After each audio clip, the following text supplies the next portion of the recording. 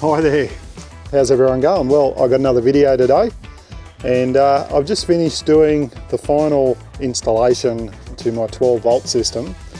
Well, it's not actually the final one, I've got one more coming up, but it's something that I'm adding to the 12 volt installation. You'll have to check out that video when I release it. But today I want to talk about powering and charging my 12 volt 230 amp hour LiTime lithium battery. Obviously I've just set up the DC to DC. That was the last thing that I had to do, so got all that running, and going to fire that up and see how it's going. But I also want to talk about solar panels, why in particular I am not putting solar panels on my Ranger this time like I did in the FJ. I had 260 watt panels on top of the FJ, but I am not going to be running any fixed solar panels on this particular vehicle. I'll tell you in a minute why. So we'll close the bonnet up. I'm going to check this system, make sure it's running properly, and then I'll tell you all about the solar. Cheers everyone.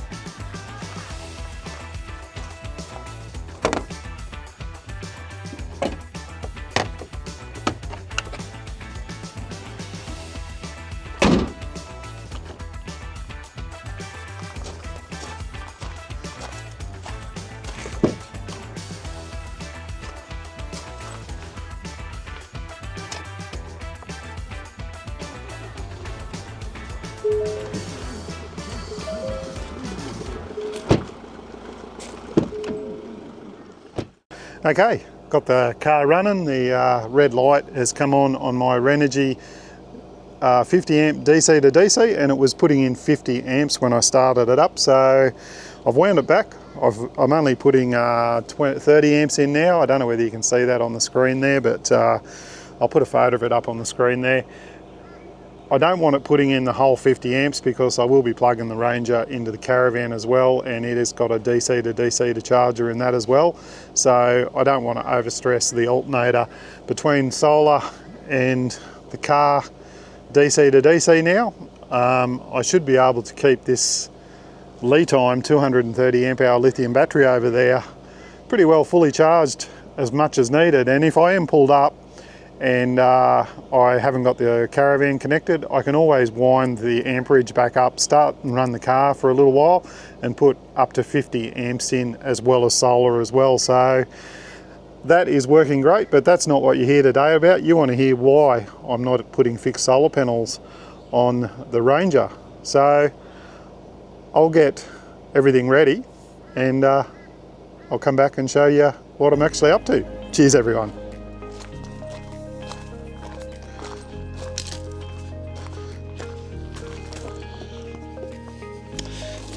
Okay guys, I know I'm a long way away, but what I've got here is my 400 watt all powers solar panels. Now these are 37 volt solar panels, and they weigh about 25 kilos. And they fold out to a fairly big array, so there is a knack to folding them out. As you can see, I'm doing that now. You just fold each panel out, drop the leg, point them at the sun, and connect them up. All the wiring is in the back here. I've got a video about these two on a previous video. There's my Anderson plug there. Got my cord here. Don't know how long I need. I've got two cords here. Like everything, they're tangled up because I threw them in the shed last time I was finished with them. I'll plug those in. I'll see how much cord I need. Whether I need to plug the other one in. No, I don't. So I'll pull that one out. I don't need that one. Always carry an extra cable. But yeah, like I was saying there earlier, I'm not going to run fixed solar panels on the Ranger for a couple of reasons. I don't want to put a roof rack on it. I'm trying to keep the vehicle as light as possible because, like I originally said, it's basically a tow vehicle for towing our caravan, and we've got all the room we need in the caravan for everything that we take with us now. And we've got that pretty well down pat. We did a long trip there last year, end of 2024, and we really worked out what we needed and what we didn't need. We come home, we cleared the caravan out, and we left everything in there that we need to take with us when we're traveling. And we've got it pretty well down pat now. And it's amazing how much stuff you don't need when you really sort it out. So, and weight is always an issue when you're traveling, because you want to keep your vehicle balanced between the weight of your vehicle, the weight of your caravan, so you're not going over GCM, GVMs, axle capacities, all that sort of thing. My mate, old Phil Demiano, who I've talked about heaps on my channel, he's helped me out so much with my 12 volt build. He recently put a video up. He had his vehicle weighed in his caravan, and he was fine with most of his weights except for his axle capacity on his particular four-wheel drive. And it was basically because he'd put a fair few things in the back of his four-wheel drive, as in fridges and batteries and kitchens and all sorts of other stuff. Check out his channel. I'm sure he'll have a complete video telling you all about why and what he's done, if it's not up before this one goes up. But I have had the experience of having a vehicle such as in the FJ that was very restricted to how much I could carry, and it really come into play when we were traveling last year. I did notice that the car was struggling, as in with its towing capacity, because it's only rated to 2,500 kilos. I was underweight as far as I know, because I had a GVM upgrade in it. I knew my axle capacities. I had taken precautions to lighten the vehicle before we bought the caravan. I took off scrub bars, I took all the drawers out, I took the fridge out of the back of the car. I basically had it empty in the back of the car. All we were carrying in the back was a couple of plastic boxes with clothes and things like that. But I did have my solar panel still on the roof. I had the roof rack. I took my awning off. There was lots of stuff I did to reduce the weight of the vehicle to make it easier when towing. And I don't want to fall into the same trap with this vehicle. I've got all my electrical system in the back. I've got plenty of room in there to throw firewood, drinks, a few groceries, and some cooking equipment that we want to take with us, and that's about it. That's all I want to put in there. And I don't want to put roof racks or anything on there. And I also want to put those solar panels that I just folded up behind me, plus my Jackery 100 watt solar panels as well. So that's basically all I'll be carrying in the back of the car. I will be taking solar panels with me, but they will be fold out ones. Recently, when we went away at Easter, I just finished setting up the 12 volt system. I took those panels with me. I plugged them in to my Renogy DC to DC MPT, and I thought I can just charge my battery up with those. But unfortunately, what I didn't realise, they are 37 volt panels. My Renogy DC to DC MPT is only rated for about 27 volts, and it was way over its voltage. So it just wouldn't accept the charge from those panels. What do you do? What I did was I went out and bought a Victron high voltage solar controller. It is able to take up to 100 volts, and it is absolutely fantastic, because what it does, any extra voltage that goes into it, it actually turns that voltage into amperage and puts more amps into your battery. So I've got it all wired up. I'm going to plug these in a second. I'll do some screen recording from the app, from the Victron shunt, and show you exactly how many amps I am putting in off these 400 watt solar panels from All Powers. They're about 25 kilos. They basically fold up into the size of one of those panels there. And I can store those in the back of the car now. They're a little bit hard. We used to sit them on the bed inside the caravan because there was no room in the FJ.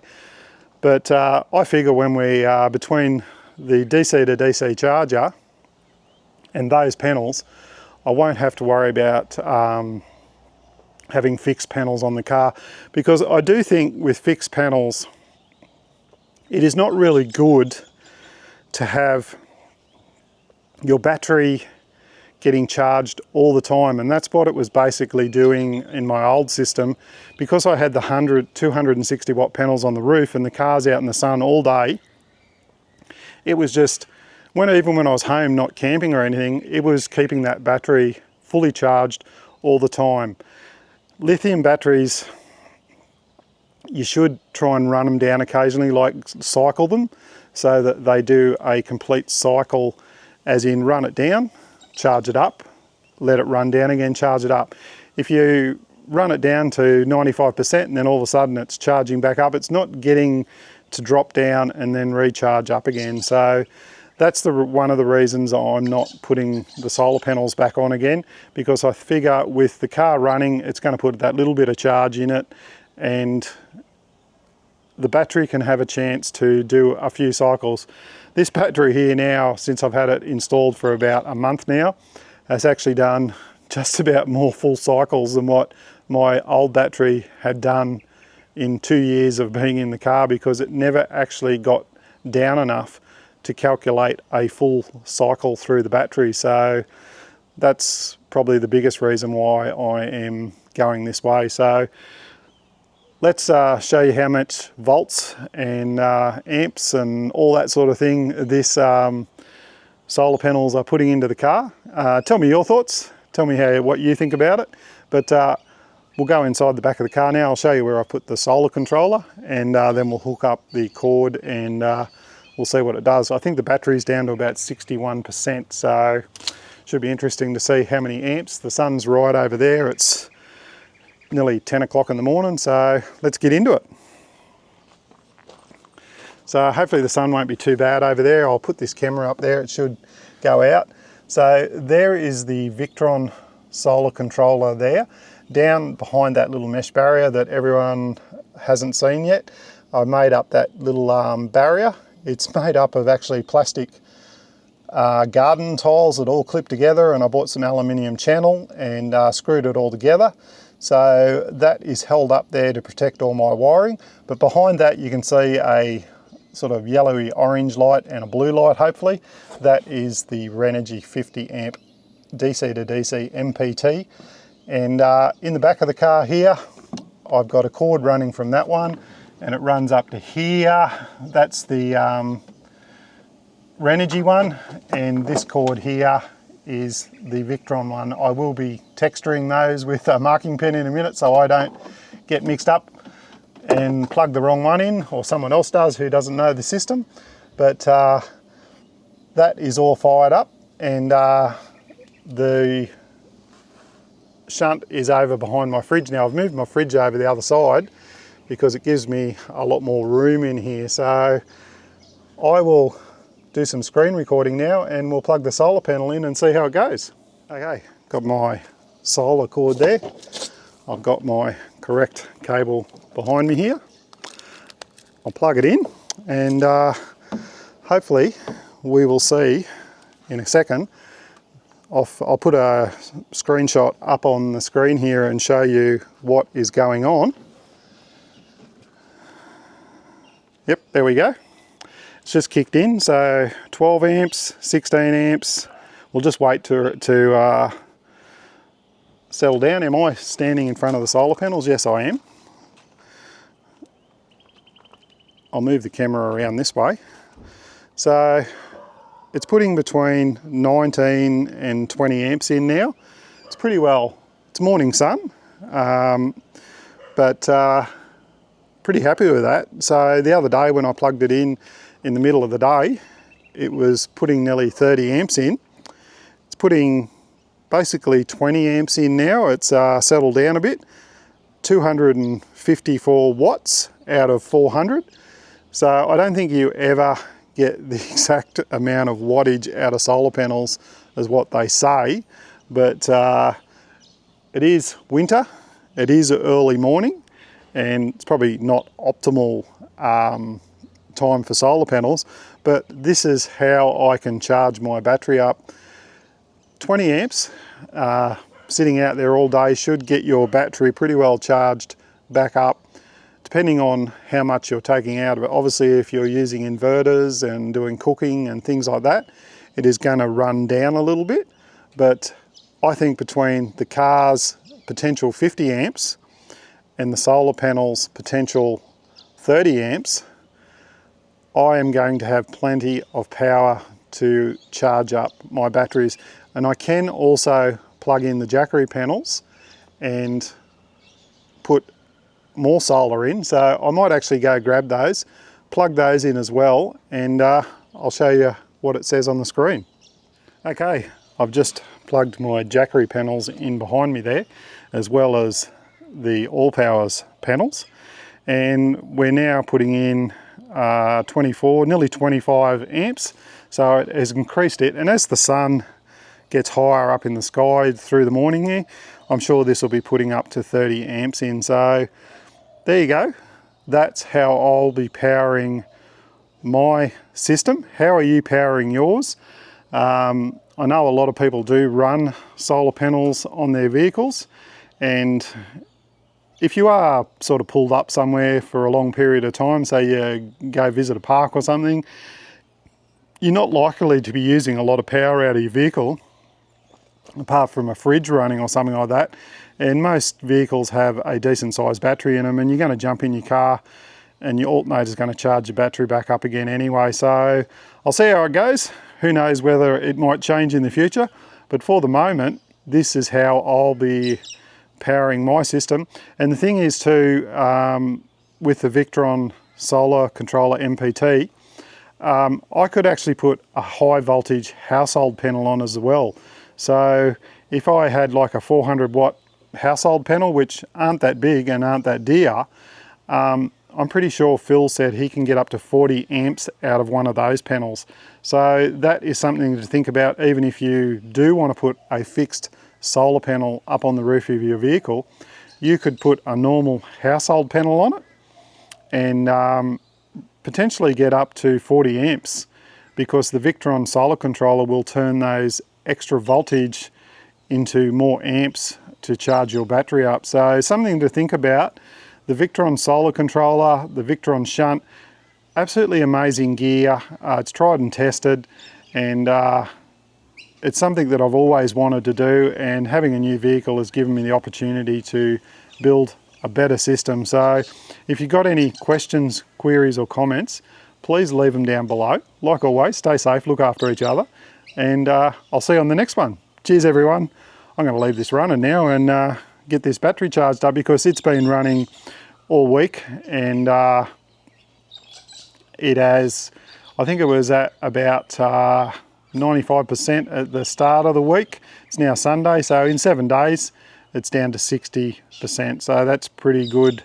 And I normally just charge it up and give it a good charge on the weekend, and I also plug the 240 in as well. I forgot about that. I have got the 240 volt that I can charge the system up as well, so if it gets down really bad, I can always plug it into a generator or mains power and charge up my battery as well. So 3 options, and I think I've got it pretty well covered. Cheers everyone, see ya, bye.